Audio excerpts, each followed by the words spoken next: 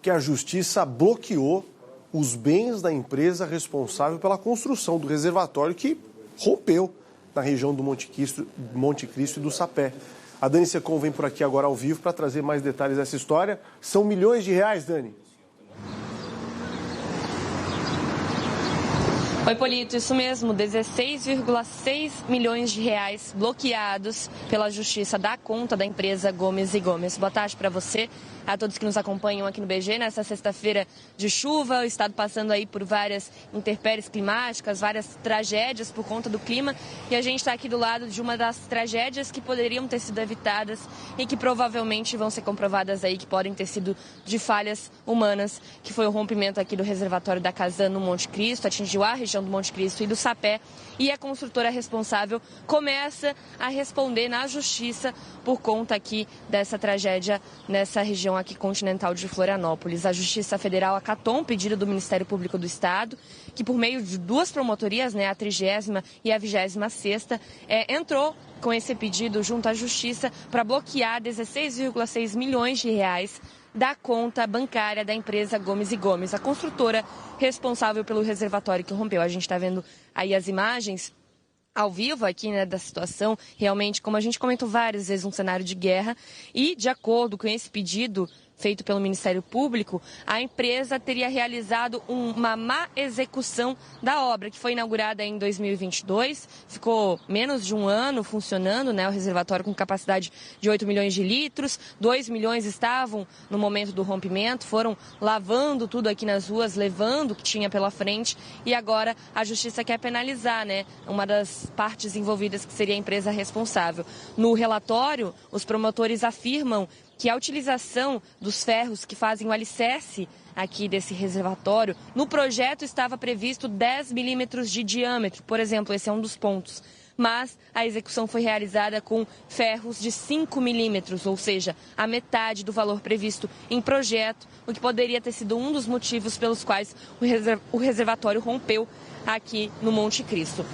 Com relação, então, a esse bloqueio, ele aconteceu nesta semana, na terça-feira, a Justiça acatou o pedido do Ministério Público e se refere esses 16,6 milhões a 8 milhões e meio de reais. Com relação ao ressarcimento da construção do próprio reservatório, né, que foi pago pela Casan a Gomes e Gomes, também 7,1 milhões de reais com relação à indenização às pessoas, às famílias atingidas, e outro 1 milhão de reais com relação a indenizações por danos morais coletivos. Essa justificativa do Ministério Público, que diz que é ideal que esses bens, esses valores sejam sequestrados, bloqueados nesse momento, para uma eventual condenação da empresa e pagamento também de indenização a essas partes que eu citei, as famílias, a Casan e também danos morais coletivos aqui na região.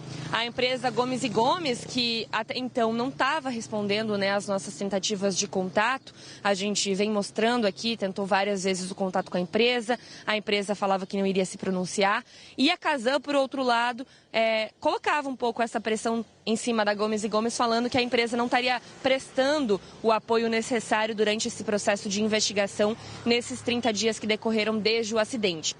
Ontem, em conversa então com o advogado da empresa Gomes e Gomes, eu consegui uma nota oficial que eles enviaram para a gente compartilhou no ND+, compartilha também por aqui, que é um dos primeiros posicionamentos oficiais da construtora desde que tudo aconteceu, né? Eles afirmam em nota que, diferentemente do que tem sido noticiado, eles estavam sim presentes no dia do desastre, prestaram todo o apoio.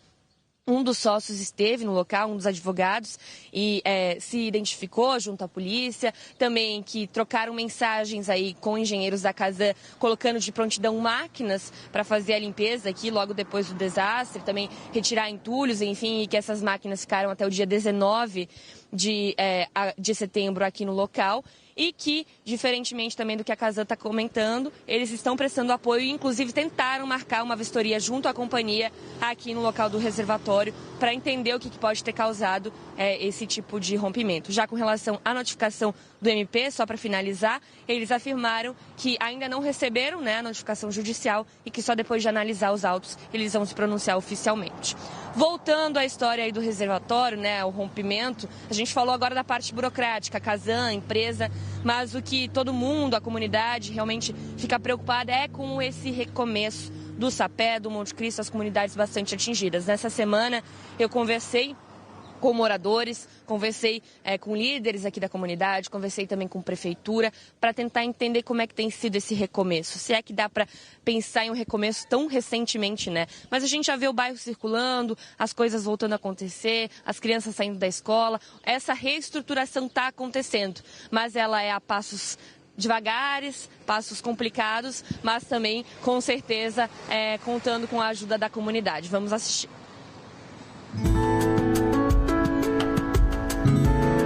Em um dia cinza de outubro, a comunidade finalmente respira. Mas por aqui as aparências também enganam. E até o sono tranquilo de toda noite já não é mais o mesmo. E como é que dorme agora? Ai, minha filha, tem hora que eu tô assim meio ensapada, assim meio desnorteada, que eu deito e cochilo, mas daqui a pouco eu já levanto. Daqui a pouco eu me acordo. É um sono que tu não deita assim e dorme tranquila. Tu dorme assim, dorme assim, daqui a pouco já estás acordada de novo, né? Porque parece que vai acontecer de novo. A Dona Maria é parte de uma das 220 famílias que foram atingidas pelo desastre do rompimento do reservatório da Kazan. Era a madrugada do dia 6 de setembro de 2023, uma data que vai ficar marcada para sempre na memória das comunidades do Monte Cristo e do Sapé, em Florianópolis. Como trilha sonora, o barulho de mais de 3 milhões de litros de água arrastando tudo pela frente.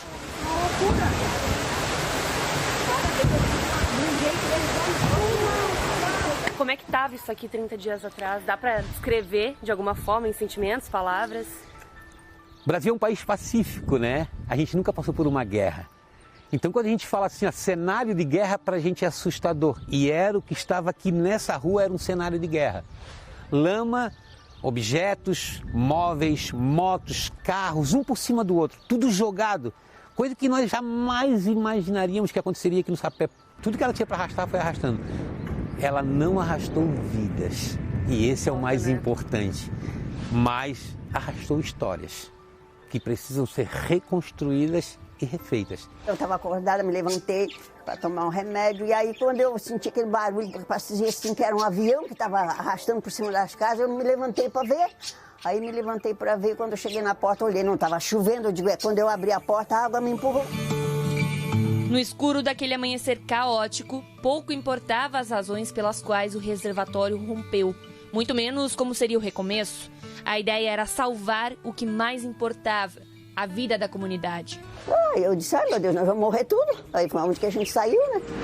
O primeiro apoio foi prestado por policiais militares do 22º Batalhão, que fica bem ao lado do reservatório.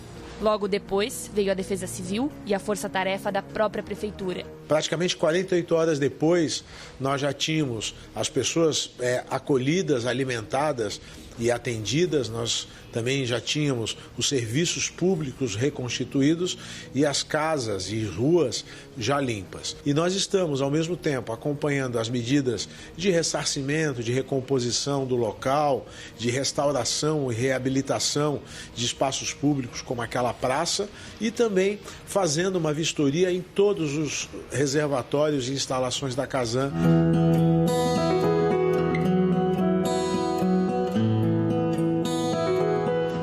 A gente vê algumas marcações em alguns locais, por exemplo, aqui embaixo do número da casa, tem ali atrás também, em alguns locais são pretos, ou tem mais do que um. Além de marcar a vida dessas pessoas, essa tragédia marcou as casas também, né? O que significam essas marcas? Para que elas são importantes em pensar esse recomeço? O X significa a família por casa.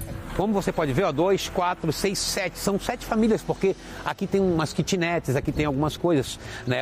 5, 6 famílias tem um negócio, tem um comércio aqui. Então, portões que foram destruídos, que ainda não foram arrumados, tudo isso aí nós estamos cobrando e vamos continuar cobrando da Kazan. A Kazan vai refazer, tenho certeza, e nós vamos cobrar afinco deles. Quando eu fiz a minha casa aqui, eu sofri muito. Eu pegava um alicate, eu pegava uma chave de fenda, eu pegava um martelo, eu ia para esses entulhos de construção, catar ferro para fazer, porque eu não tinha dinheiro para comprar. E é minha vida de luta, né? Além das casas, a água arrastou o sustento de famílias inteiras. A Marli e o marido, além dos filhos, seguem em abrigos provisórios. Eles moravam de aluguel na comunidade e precisaram sair por falta de dinheiro para pagar a locação. Estão literalmente sem teto. Chegou o dia do aluguel, a gente teve que entregar, né? Porque aí a gente não tinha o dinheiro, né, para pagar o aluguel. Daí desde esse dia assim, a gente está no hotel. A gente não tem como sair porque a gente não conseguiu casa de aluguel e aqui não é fácil alugar, com criança principalmente, né? 30 dias depois do desastre, a responsabilidade já ficou clara e importa para os moradores, que querem recomeçar. A empresa Gomes & Gomes, responsável pela construção do reservatório, finalizado em 2022 e muito remendado por vazamentos anteriores, sumiu do mapa. Não responde Casan nem imprensa. Este é um dos 4 endereços que constam no CNPJ da empresa Gomes & Gomes e fica aqui em São José, nesse centro comercial. A gente vai tentar contato agora via interfone para ver se a empresa ainda atende por aqui.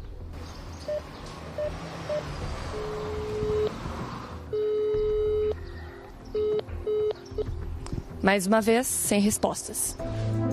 Do lado da Casan, até o final de setembro, foram pagos cerca de 3,2 milhões de reais em indenizações aos moradores. Destas, foram 154 em imóveis, 54 em veículos, 61 em despesas de pronto pagamento, 21 em imóveis e 5 em aluguéis. Mas o caminho ainda é longo. Não é uma indenização, não é nada disso. É uma despesa de pronto pagamento que a gente conseguiu aprovação. Lógico que ainda é pouco. Se eu disser para ti que a Casan tem feito tudo o que nós precisamos, eu vou ser hipócrita. Mas se eu disser que ela não fez nada, também vou ser hipócrita. Eu acho que a gente está ainda no meio termo, conseguindo aos poucos algumas coisas. Isso aqui foi doação, isso aqui também foi, aquele ali que foi comprado. Tudo que tem aqui, o que não foi comprado com o dinheiro da Casan, foi dinheiro, foi doado. Destruir a casa é uma coisa, destruir um lar é outra completamente diferente. Todas as casas podem ser recuperadas, mas o lar vai ser difícil. E esse peso de reconstruir um lar, de ter a família ali dentro, de perder o medo, a gente vai cobrar de outra forma da Casan. A ideia da comunidade é que o espaço que rompeu seja revitalizado e entregue à região. O reservatório, o símbolo da tragédia, viraria um espaço de convivência, de recomeço. Aquele espaço ali precisa ser agora o nosso refúgio e não aquele que fica na nossa memória como que destruiu parte da nossa comunidade.